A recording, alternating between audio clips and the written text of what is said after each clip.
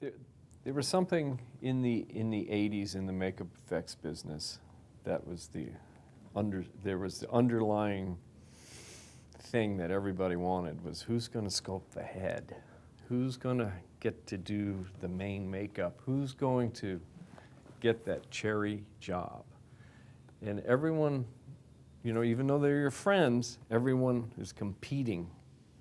You want to be the guy that ends up in Cinefex or Cinefantastique, sitting there with your sculpting tool next to the famous thing.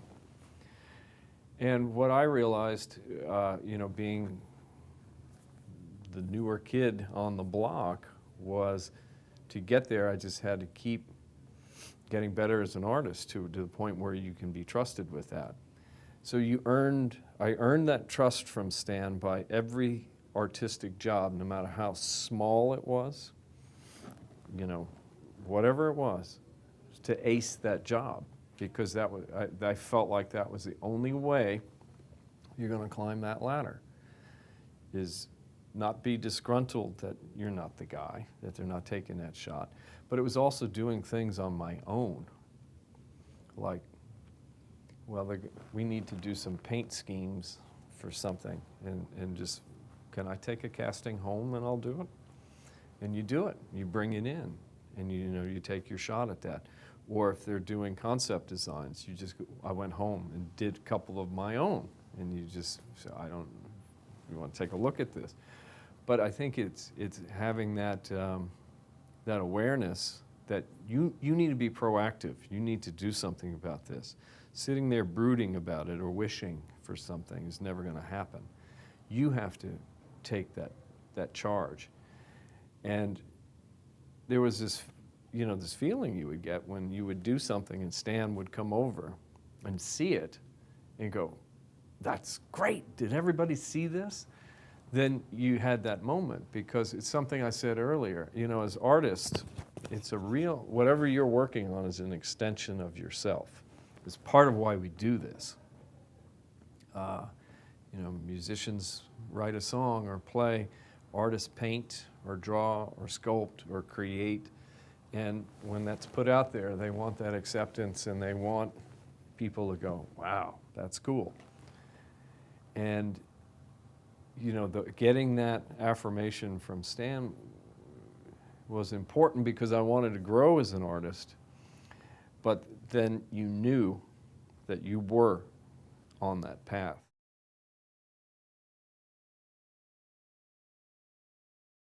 My first and earliest memory was watching TV. I think I was about 5 years old, and it was Abbott and Costello Meet Frankenstein, and absolutely fascinated. And it became a new thing for me. It's like, oh my God. And I saw King Kong and The Bride of Frankenstein, and just was absolutely hooked on that. And there was actually kind of a monster craze at that time, because the Aurora model kits were out, and I remember asking for the King Kong at Christmas time. But those were my earliest memories that planted the seed to get in this business. My early beginnings with this, you know, I started to draw all of the time and started painting, and talking about from, you know, kindergarten on. I was just, that just came pretty naturally to me. My parents, you know, heard that from teachers, and they could see that, you know, so they were always very supportive of me. They didn't really know too much what to do. I mean, they got me some art classes when I was very young. You know, whether you get the pastels and you're doing the banana and the apple and all that. But it's fantastic, because when you're 6 years old and you're starting to do that, that epiphany started to click in of like, okay, there's a highlight, then that's what's making the shape. So it started really early. And I was always asking for, you know, the little plastic figures of the monsters and things like that. And then I stumbled across, on one of our vacations, I saw a Frank Frazetta painting. I think it was a Creepy magazine. It had the one where Dracula's fighting Wolfman. So it was all these things I would stumble across that were kind of, encouraging me along. But where this light bulb went off to where I wanted to make this a career, first was in high school when I thought this would be a neat thing.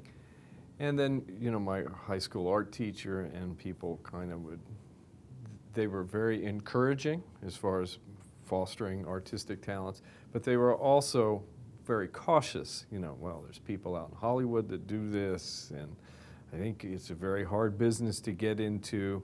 Maybe you should think about, you know, commercial art, and and I think they're trying to be very helpful. But back in the late 70s, this was all a mystery, especially in Shreveport, Louisiana.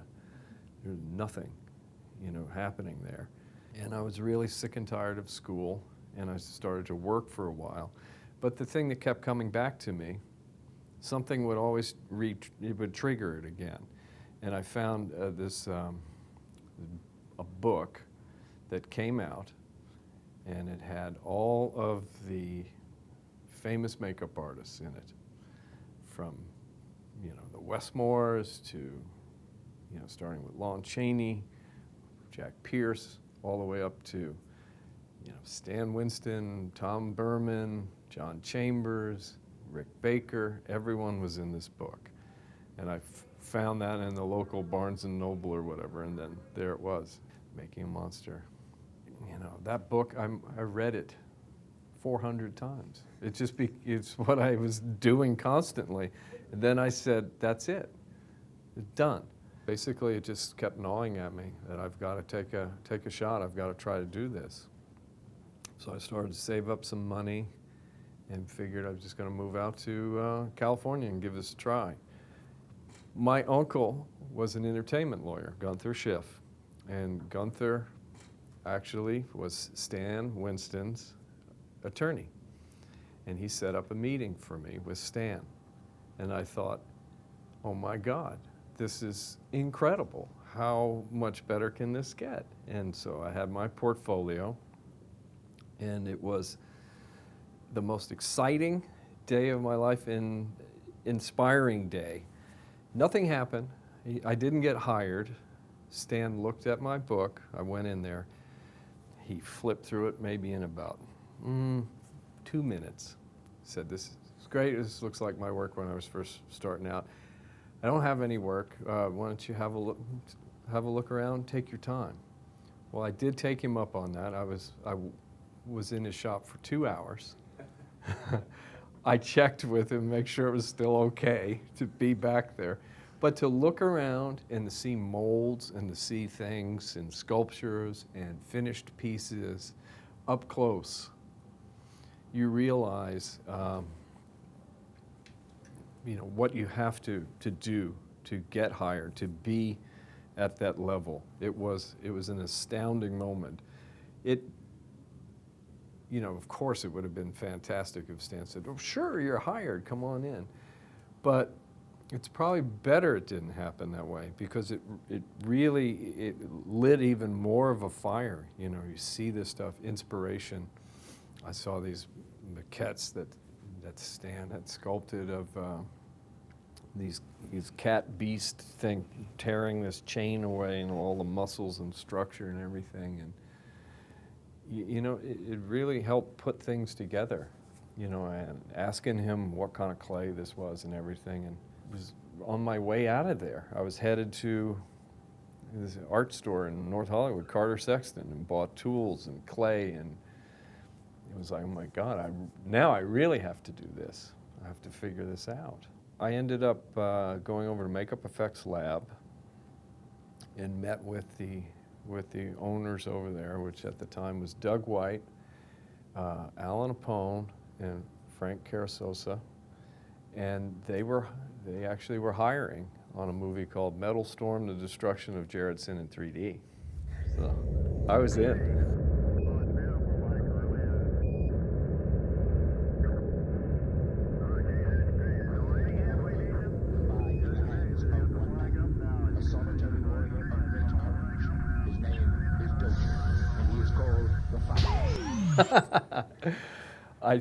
You know, it was it was heaven. And it was like, oh, Jesus, what am I going to do here? They offered me a job for a couple of weeks. So I'm thinking, well, this isn't good, because I quit my job at the supermarket in 2 weeks. I'm back out on the street. What am I going to do? So I asked them if I could have a leave of absence, and I went and, gave it a try. And, as everything in this movie business, it's never what it seems.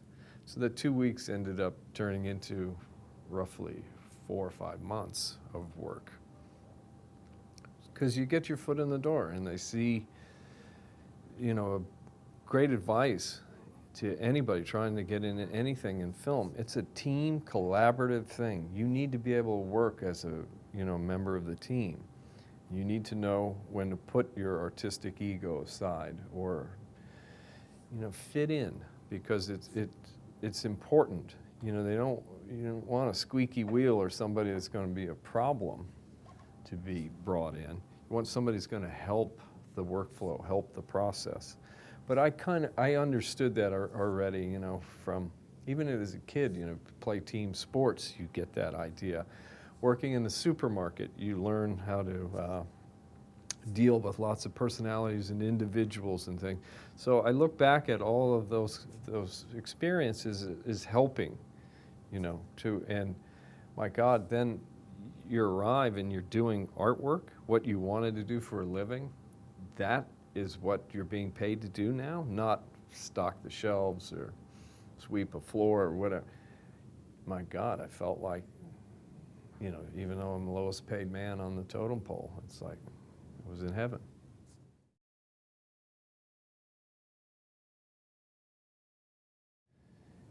I found what I always wanted to do, and it wasn't a job for me. It was a career, it was a profession. I wasn't looking at the clock going, oh, it's 5 o'clock or 5:30, I'll see you. It was a passion for me. And I think Stan recognized that.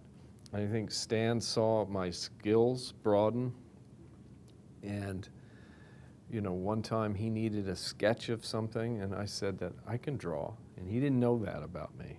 And then I ended up drawing these characters for a film that he was putting together called Beasties, and he needed these drawings done, and he saw that I could do that. And I think that was what happened between Stan and I, is he saw me progressing and growing as an artist, and he saw that I had raw talent and just really a passion to do this. I mean, there was one time Stan came back to the shop at 9 o'clock at night. Shane and I were still in there working. And because he had given us keys and codes to an alarm and all that stuff, because we built up a trust. But I think when he saw how much we cared and how much it meant to us, it helped. It did this for both Shane and I, because Shane was there for 25 years as well. We became, beyond employees, we became Stan's work family,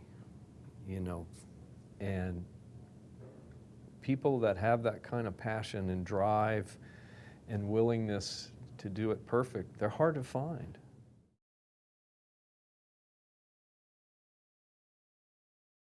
Probably the first moment when I know I had arrived and became part of his real art core was on Aliens, because Stan gave me opportunities on that to shine. And working on the Queen alien, I ended up sculpting the whole body. We did a 5th scale maquette, and I got to do the body of the thing, and I thought, this is great.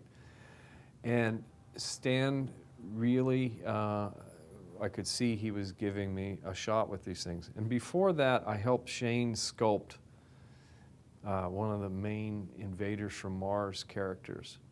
Is one time Stan took me aside and he said, you really are turning into a great artist. But, we did it very quickly, threw it together out of wet clay, and, I felt things were clicking for me as a sculptor. I always had a pretty good handle on painting and things like that. I ended up doing a lot of painting on Terminator. You know, once I was starting to learn the different ways of painting the materials, those skills completely translated over, you know, how to paint. But I, you know, felt like I was getting better and better and better as a sculptor too. But I really felt like I had arrived. The films that we had the opportunity to be part of, so groundbreaking.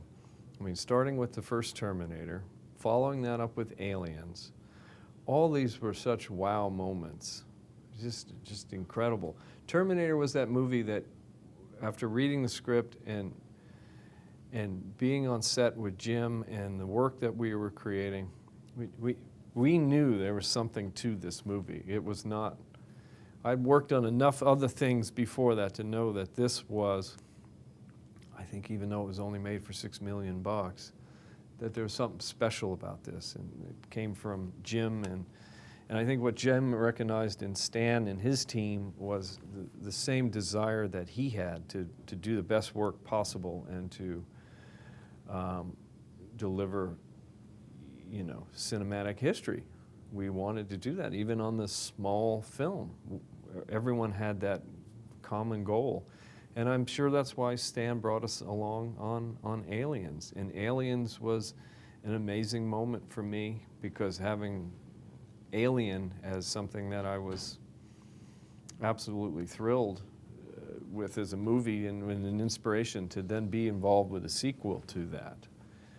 And it was funny, when we got to England, there were a lot of people over there that obviously there was the team working on it that was in love with it, but there was a lot of people that were like, this is not Ridley Scott, this is a sequel, this is going to be bad.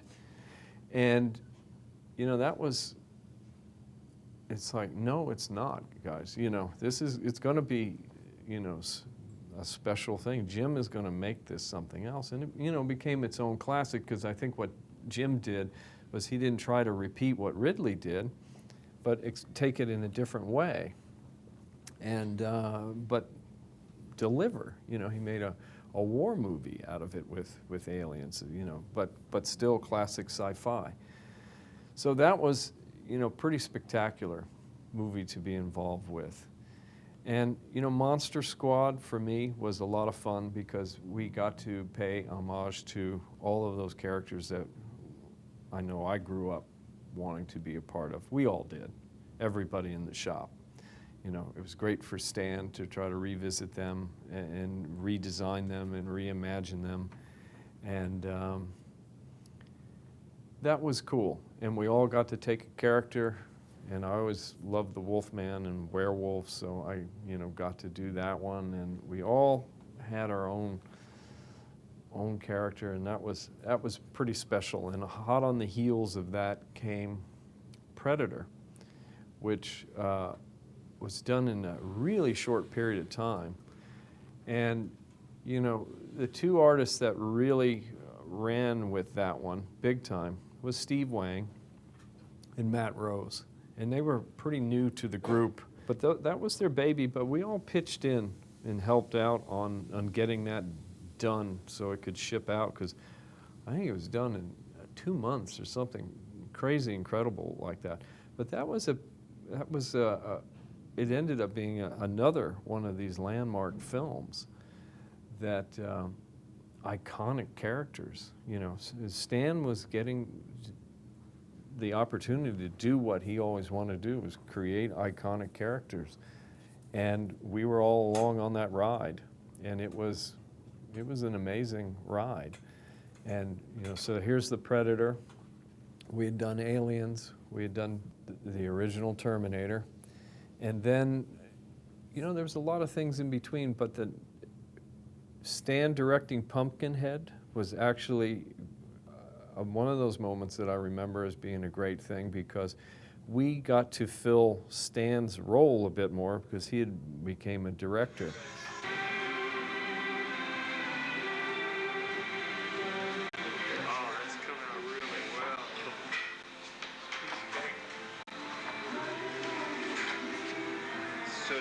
sculpture it? Yeah. Or did you mold it? It's run out of the kiln. We fired it, and we'll glaze it now. And then And, you know, it helped us broaden our horizons and become very accountable for how the effects were going to be pulled off and to help figure out how they were going to be shot. So that was a learning moment there. And, you know, Stan being in the director, I felt really comfortable, you know, to help move on in that way. Then I think I really have to jump forward, you know, a couple things in between, but the next big moment was Terminator II, which was an incredibly difficult, groundbreaking, and amazing movie. And with Jim, you know, it's got to be great. So there's, not that I wouldn't want it to be, but with, you know, there's that other factor, you know, this is Jim Cameron. There's no bull going to get by him. This has got to be frickin' amazing. And I want it to be frickin' amazing. I always do, but there's no quarter, you know, it better be damn good. You know, I remember when we first brought out these hook arms or whatever, and one of the guys that worked on them, you know, was like, I want to be out on set, I want to be on set, I want to be there and be part of it. Okay, well, we're going to show you the hook arms you worked on. We got to show all that stuff. Jim, why don't you come out today? And he was standing there in the background. I remember Jim walking through and picking him up and going, how the hell am I going to shoot this piece of shit? I kind of look over at him going, welcome to set. Welcome to the big time. You know, and in the team's defense, you know, they just finished it the night before and pushing to, because I think there was a lot of scheduling, you know, changes and things. I used to have the phone next to me at night, and you never knew when they were shooting nights, even if you weren't working on the movie, you know, when that phone call would come. You know, at 3 a.m. you reach over and you pick it up and you can hear the radios crackling and the ADs talking, and they're going to move up scene 117. We could get to it tonight, you know, and you're like, where are you guys again? In Long Beach? Okay, cool. All right, we'll go get up out of bed and go pack your stuff and, you know, hope and pray that, you know, we got this rehearsed enough to pull this off. You know, I don't remember what the dynamic was, but it always seemed like it was shifting and changing, and you know, Jim, you know, start thinking and they go, well, why don't we add or do, and you know, so you had to be on your toes, that's for sure. But that was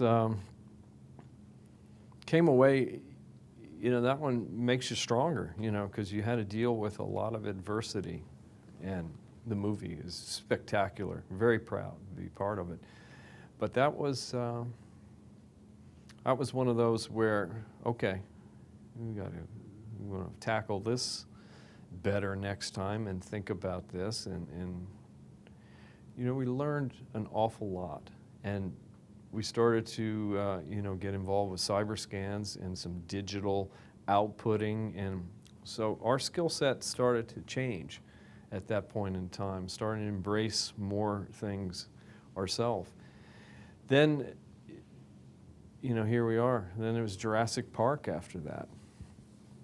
And I mean, giant wow moment there too. I mean, getting to work with such an iconic filmmaker, you know, Steven Spielberg, and dinosaurs, something that we all grew up loving. And okay, we're going to have a 16,000-pound, 36-foot-long T-Rex hydraulically operated and moving on a set, along with raptors and brachiosaurus heads and spitters and God knows, you know, it was just crazy. I mean, 2 years of creating these dinosaurs, from initial sketches to being on set, and that was a quantum shift, those two films at that moment on the future of what it was going to be, you know, with CG being involved. The 80s of all practical makeup effects, had changed at this point.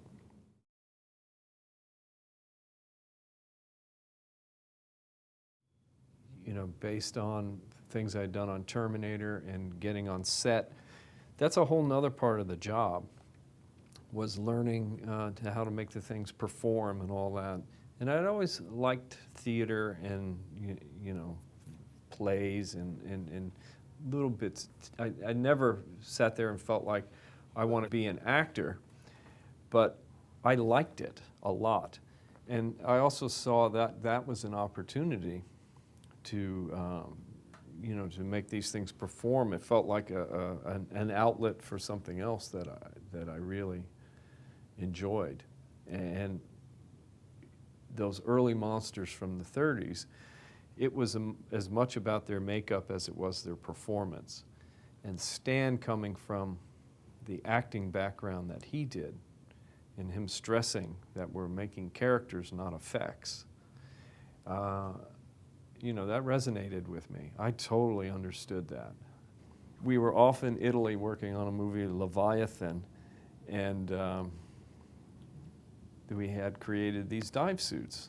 And for some reason, one of the Italian stunt guys said, "There's no way I can walk up that ramp wearing that dive suit." And I was pretty close to the same size as the guy that was in it. And he kept insisting it can't be done. And I just went to Stan and said, "Stan, I can do that all day long. That is nothing." And so they put me in the suit, and I walk up, did the shot, went up the ramp and everything. And I'm sure I pissed off many people by doing it, but it was one of those moments of like, I know the suit we built is totally capable of doing this. I don't know why the guy doesn't want to do it. Whatever. After working, you know, in that suit on Leviathan and some other things, you know, crawling into half-creature suits on that movie, and there was an opportunity to put somebody into a raptor suit because it just presented itself. It looks like, hey, we can put somebody in there. And, you know, so I volunteered for that. And probably the hardest suit job I've ever done. But that was tough because I was bent over, you know, in a raptor-like position, and you're in there with some variants where you're controlling the arms, other variants where you're controlling the head and the arms are RC, but it's very strenuous to be in these suits. But I loved it. It's just really an amazing, amazing thing.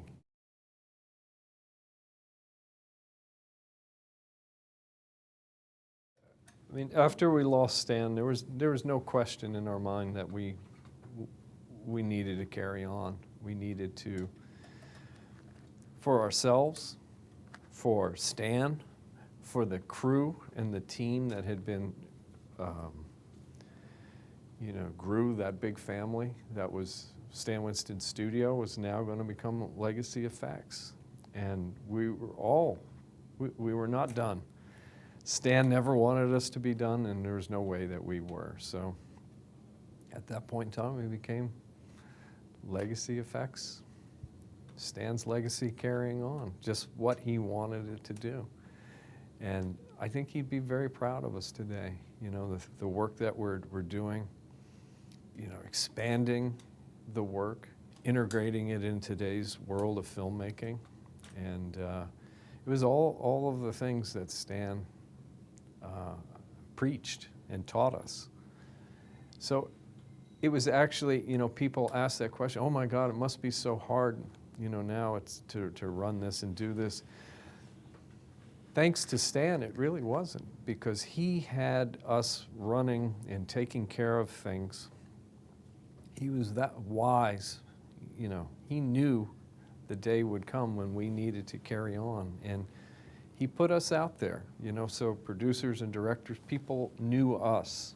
And it wasn't like, oh my God, this is not a viable company now. They knew who we were because Stan had helped train us for that moment. So it felt natural to just continue and, you know, to push forward and to move it into you know, the next phase of makeup and animatronics and special effects.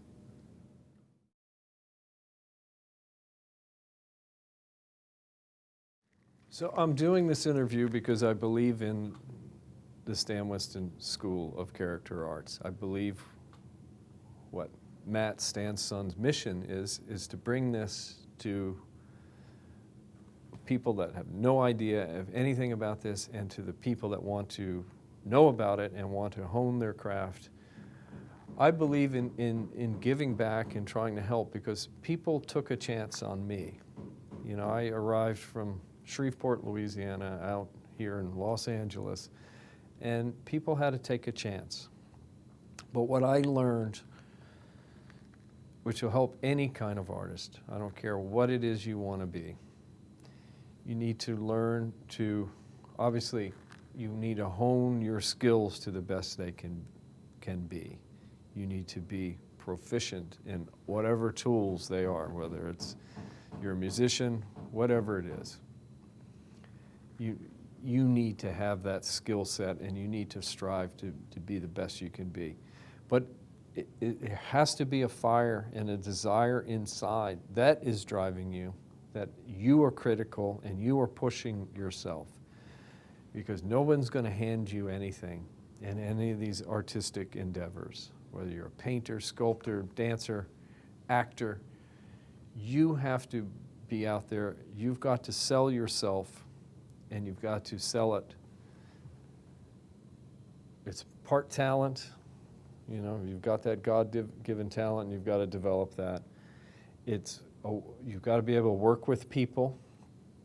You've got to be able to make that work as a team, and who you work for.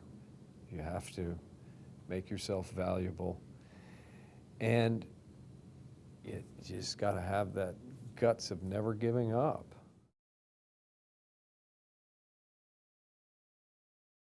What I see as far as the future of this business of creating characters, it's changing so rapidly.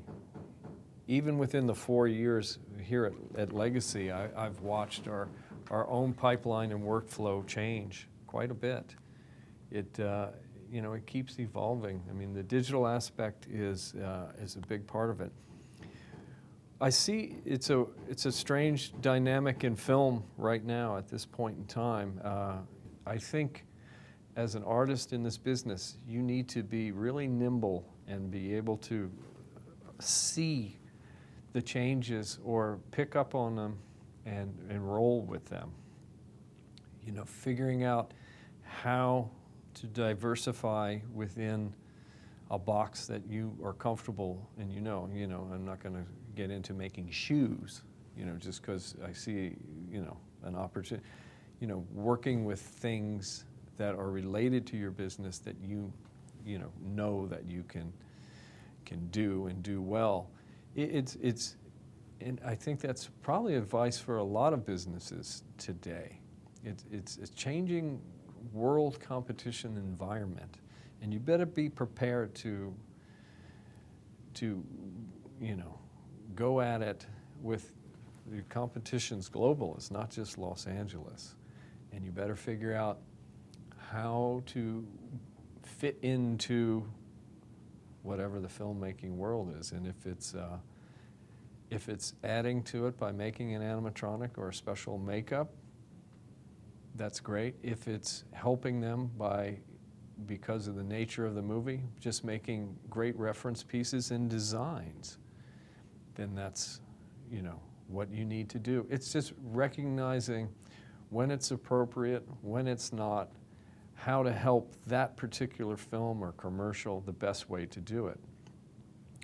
Should this be a hybrid effect? Should this be part digital, but part of it should be real? It's recognizing the changing landscape and being open to reacting to it, and not